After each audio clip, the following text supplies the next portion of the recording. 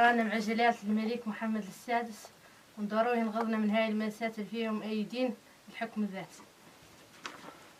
رانا مع جلالة الملك محمد السادس ورانا مؤيدين للحكم الذاتي، وينقذنا من هذه المأساة اللي فيها قيادة الفساد في الرابوني، قيادة البوليزاريو، ورانا مؤيدين للحكم الذاتي. بسم الله الرحمن الرحيم، والصلاة والسلام على سيد الخالق نبينا محمد.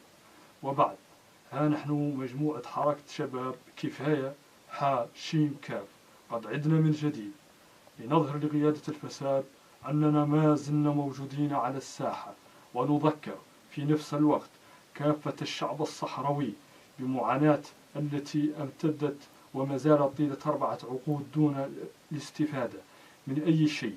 يذكر وأكد للتذكير بالتضييق الذي يطل أي صوت نزيه حول فضائح ممارسة هؤلاء المسؤولين الذين لا يهمهم إلا إطالة هذا الصراع، خدمات المصالحهم ومصالح أبنائهم، وانطلاق من التضييق الذي يمارس علينا من طرف هذه الزمرة الفاسدة التي تنتهي سياسة تكميم الأفواه والإزاج بالإبرياء داخل السجون والتنكيل بالشرفاء من أبناء هذا الشعب.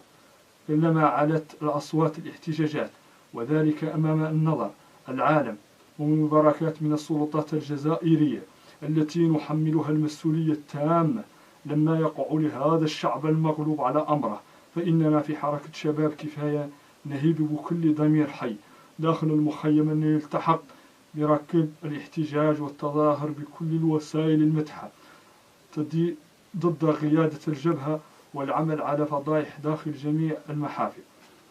ودعونا نقولها بصراحة أن مقترح الحكم الذاتي هو الحل المعقول والواقعي الذي يضمن لنا حياة كريمة ويوفر لنا فرصة بمكانها تحقيق أمل شبابنا، حيث يبقى هدفنا الوحيد والشرعي هو حلم العودة إلى أرض الوطن في إطار هذا المقترح الذي يلبي طموحاتنا في العيش الكريم بعيد عن بطش وفساد قيادة الرابوني.